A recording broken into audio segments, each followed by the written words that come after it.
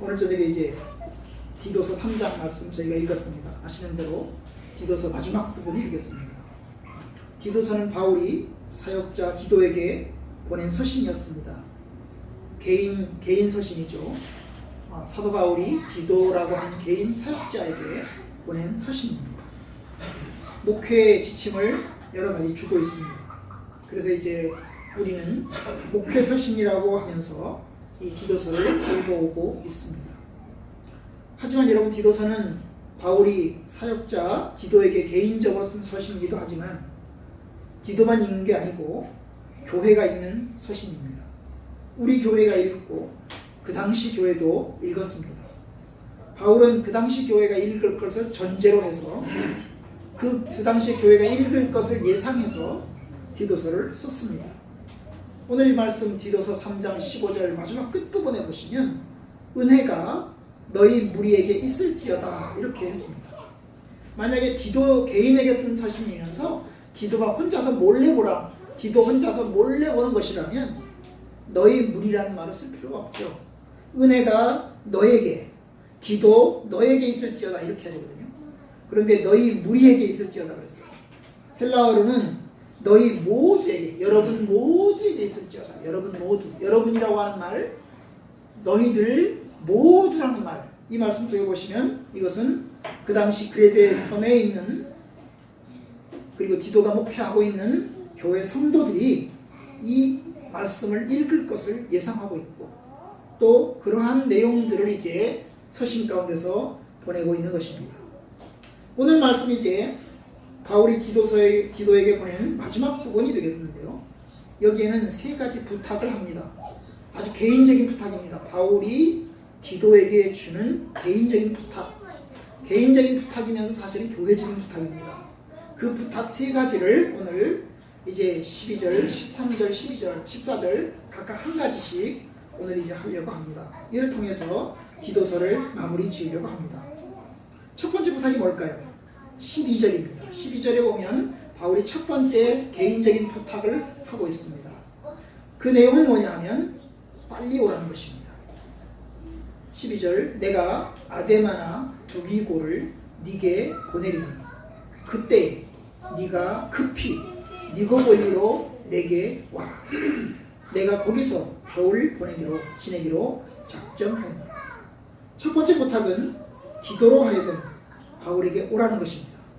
그것도 빨리 오라는 것입니다. 네가 급히 와라. 내가 아데마, 두기고 둘 중에 한 사람 보낼 텐데 둘 중에 한 사람이 누가 가든지 가면 그 다음에 너는 빨리 나에게 와라. 그 얘기를 합니다. 아마도 이 둘 중에 한 사람을 보내는 이유는 디도가 교회를 비울 수 없기 때문이죠. 그래서 이제 둘 중에 한 사람을 가서 그들이 대신 사역하게 하고 그리고 이제 바울에게 디도는 속히 오라고 이야기를 합니다. 내가 거기서 겨울을 지내기로 작정하였다. 겨울이라면 석 달 정도 되죠. 석 달에 몇 달 됩니다. 아주 추운 겨울입니다. 이 추운 여러 달의 겨울 동안 내가 니고볼리로 내가 거기 가서 머물 거니까 너도 니고볼리로 와라. 거기서 만나자. 그러죠. 니고볼리는 아테네 북쪽에 있는 항구 도시입니다. 그런데 왜 그를 부를까요? 왜 그거 다 필요한 겨울에? 여러분, 그 당시에 겨울은 전도자들이, 여행자들이 여행하는 계절이 아닙니다. 왜냐하면 중간에 얼어 죽을 가능성이 크기 때문에 굉장히 추운 기간 동안에 여행은 쉽지 않습니다. 그래서 겨울철에는 주로 여행을 안 합니다. 그래서 이제 거기서 내가 겨울을 보내겠다. 그러니까 너는 겨울철 기간에 빨리 와라. 그 얘기입니다. 왜 부를까요? 그냥 보고 싶기 때문입니까? 아닐 것입니다. 아니, 교회 목회자에게 보고 싶다고 해서 그 먼 거리를 오라고 할 수는 없는 것입니다. 아마도 니고볼리에서 여러 명의 전도자들을 다 불러 모아서 그들에게 마지막 가르침을 주고자 하는 것일 것입니다. 요즘으로 말하면 도움 사경회 같은 거, 요즘으로 말하면 계절학기 같은 거, 이런 것을 통해서 보다 중요한 가르침을 주기 위한 거죠. 사역자들의 동계수련회를 혹은 사역자들의 재교육을 하는 집회를 이제 열려고 하는 것입니다. 그래서 이제 그 사역자들이 와서 그들이 이제 하나님의 말씀을 다시 한번 훈련받으면서 새롭게 되고 그래서 목회 사역을 더 잘 감당해 나갈 수 있도록 하고자 하는 뜻이 있는 것입니다. 바울은 그것을 이제 이야기하면서 속히 오라고 이야기합니다. 물론 이 집회를 열었을까?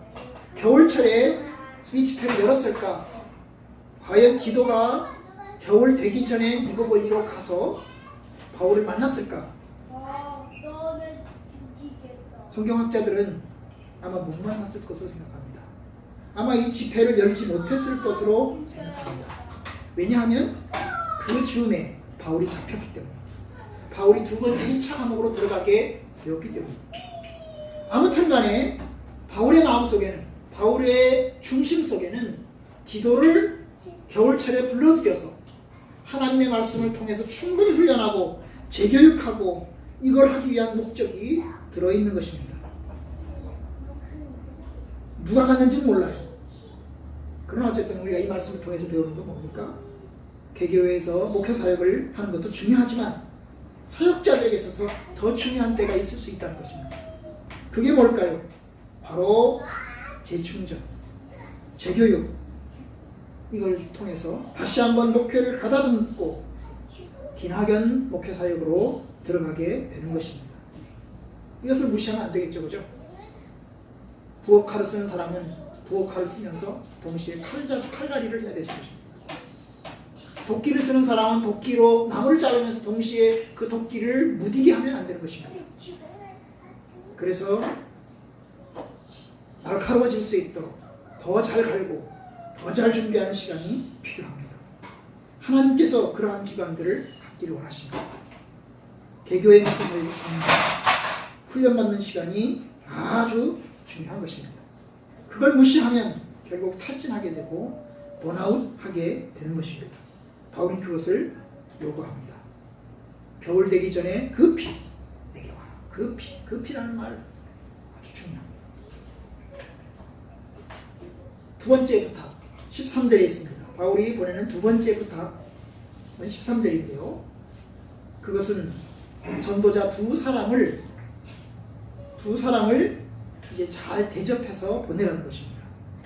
율법교사 세나와 및 아볼로를 급히 먼저 보내어 그들로 부족함이 없게 하고, 바울이 두 번째 부탁은 세나라는 사람과 아볼로라는 사람을 자기에게 빨리 보내달라는 것입니다. 세나, 여기 성경의 신약 성경에서 한 번만 나오는 이름입니다. 아볼로는 여러분 아시는 것처럼 사도 바울의 제자죠. 소위 헬라계 이제 유대인입니다. 아볼로 성경교사죠. 성경교사입니다. 세나는 여기서 이제 율법교사라고 이야기했는데 정확하게 말하면 율법교사는 아닙니다. 왜냐하면 우리나라 말 성경에는 율법교사라고 번역을 했지만 법사입니다. 법사. 법을 관장하는 사람. 아마도 법을 관장하는 사람 변호사일 것입니다. 로마법의 전문가, 변호사, 혹은 성경의 법의 전문가, 서기관, 그럴 것입니다. 이제 영어 성경들을 쭉 보면 영어 성경들은 다 이 단어를, 이 말씀을 변호사라고 번역을 했어요. 세나라는 사람이 유대식 이름은 아닙니다. 헬라식 이름입니다. 그래서 아마 이 사람이 헬라인인지 아니면 헬라계 유대인인지 아마 둘 중에 하나일 것입니다. 그는 법에 정통한 사람입니다. 아마도 바울이 1차 감옥 생활 당시에 바울의 변호를 맡았던 사람, 그래서 바울이 무죄 석방하는 데 큰 기여를 했던 사람으로 생각이 됩니다. 어쨌든 이 세나와 아볼로를 급히 먼저 보내라는 거예요. 아마 이 두 사람이 디도서를 가지고 가는 사람인 것입니다. 바울이 쓴 서신을, 디도서를 가지고 가는 사람이에요. 바울이 쓴 서신, 이 디도서를 디도에게 전달해 준 사람일 것입니다. 그 사람을 이제 보내놓고 나서 편지를 전달하고 그 다음에 그거에 대한 답장을 가지고 어서 속히 오라는 거죠. 어서 속히 보내달라는 것입니다. 그런데 보내달라는데, 빨리 보내달라는데 그 이유는 알 수 없죠. 그런데 빨리 보내달라고 하면서 뭐라고 얘기하면 그들로 부족함이 없게 하고 라고 말합니다. 이 그들로 부족함이 없게 한다는 말은 바울에게 오는 동안에, 이 두 사람이 바울에게 오는 동안에 필요한 숙박비, 양식, 신발, 옷 이런 필요한 물건들을 지원해 달라는 말일 것입니다. 왜냐하면 전도여행 하려면 여러 달 동안 걸어 다니려면 거기에 따른 양식도 필요하고 생활비도 필요하고 숙박비도 필요하겠죠. 그래서 그것을 잘 갖추어서 이 두 사람이 여행하는데 필요한 여러 가지 물건들을 잘 챙겨서 그들을 보내달라고 이야기를 한 것입니다. 초대교회는 당시 복음 전도자들의 활동비를 지원하였습니다. 교회가 복음 사역자들의 생활비를 지원하고 전도 활동을 지원하는 것은 하나님의 뜻입니다.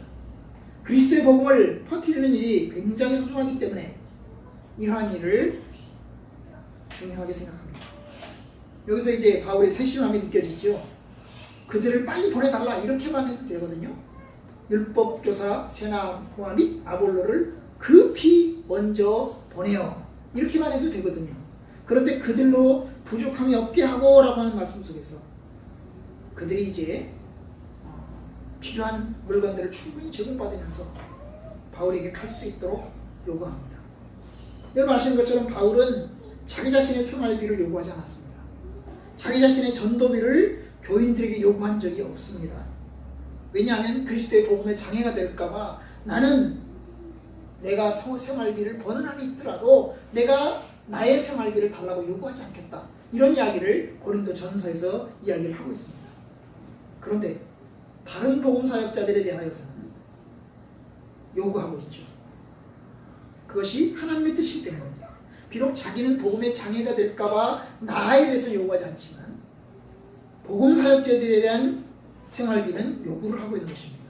왜냐? 그것이 하나님의 뜻이고 하나님의 나라를 위하는 것이기 때문입니다. 주의 제 머리를 못 감는다고 자기에 대해서는 이렇게 노골적으로 얘기를 못하는데 다른 사람에 대해서는 이야기를 하는 거죠.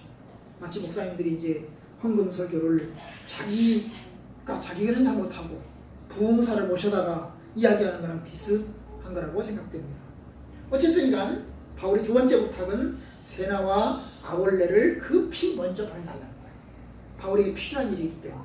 그래서 그런데 보내면서 그들로 부족함이 없도록 하면서 보내달라라고 이야기합니다.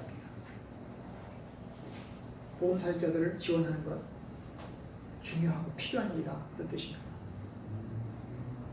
우리 성도들이 잘 들어야 되는 거죠. 세 번째 부탁이 있습니다. 세 번째 부탁은 14절입니다. 또 우리 사람들도 열매 없는 자가 되지 않게 하기 위하여 필요한 것을 준비하는 좋은 일에 힘쓰기를 배우게 하라. 우리 사람들, 이게 신자들입니다. 바울 당시에 그레데 섬에 있는 신자들을 이야기합니다. 우리 사람들이라는 말을 여기 쓰고 있는데 우리 사람들이라고 하면 신자들을 말합니다. 교인들이 열매 없는 자가 되지 않도록 하기 위해서 필요한 것을 준비하는 좋은 일에 힘쓰기를 배워라.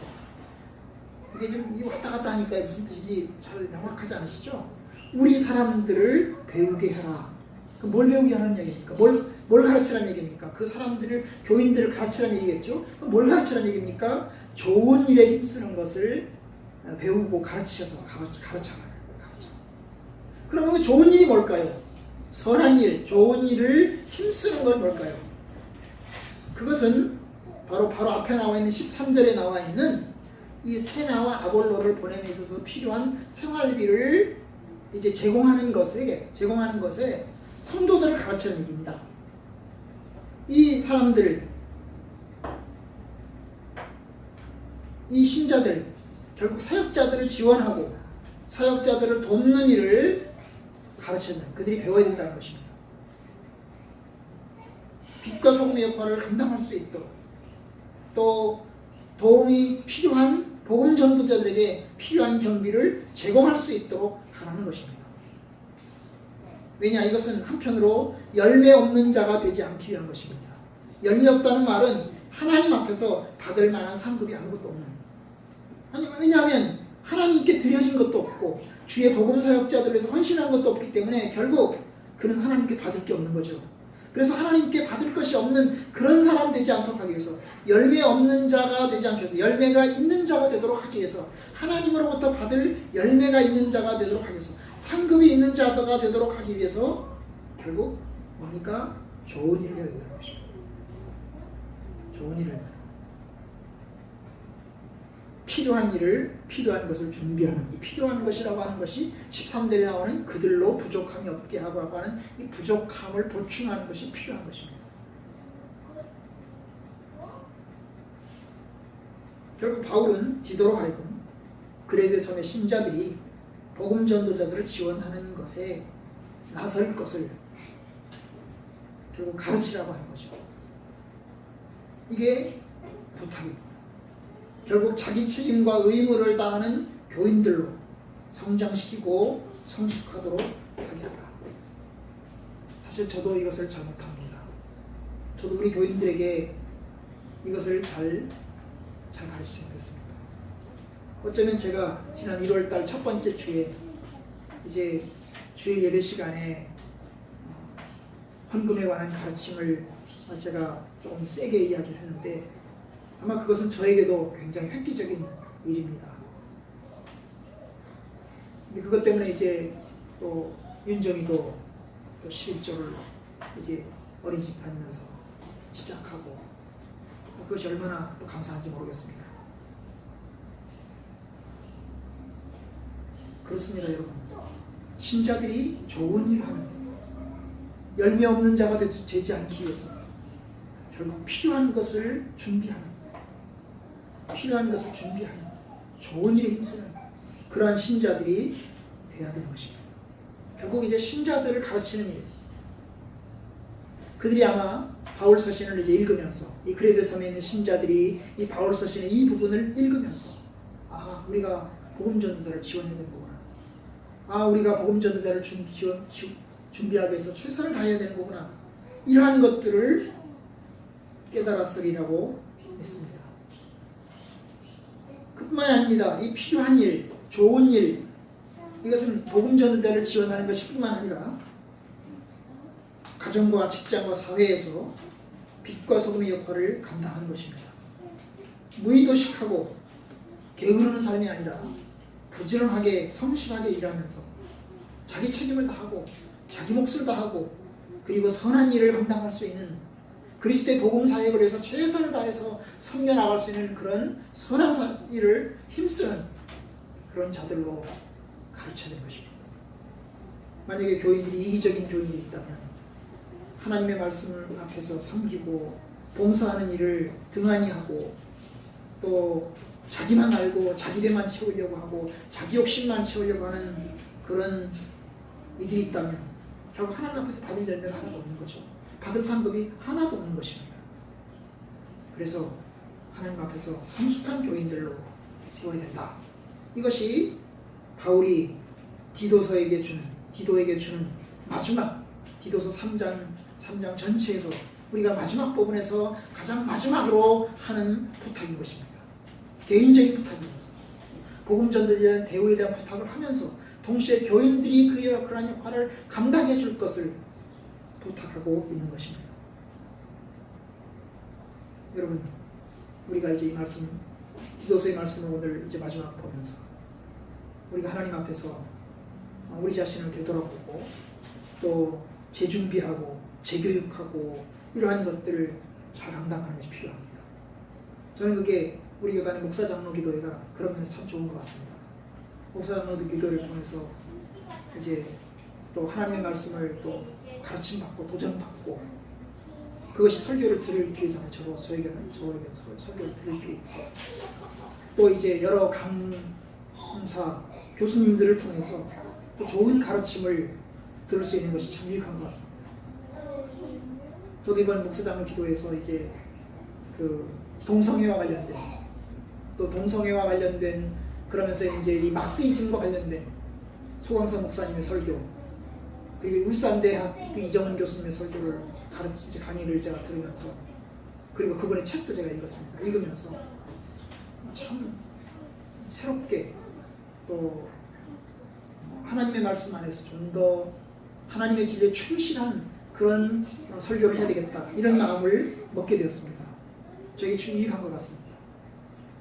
여러분들도 이러한 유익한 가르침을 통해서 또 좀 더 하나님의 선한 뜻을 잘 감당할 수 있는 그런 자가 되길 원하고, 또한 이제 부족하지만 저의 설교를 통해서 또 하나님의 말씀을 깨달아가면서 하나님의 진리 안에서 또 잘 섬기셔서 하나님 앞에 열매 있는 자, 하나님 앞에서 열매 있는 자, 축복된 자가 될 수 있기를 주님의 이름으로 축원합니다.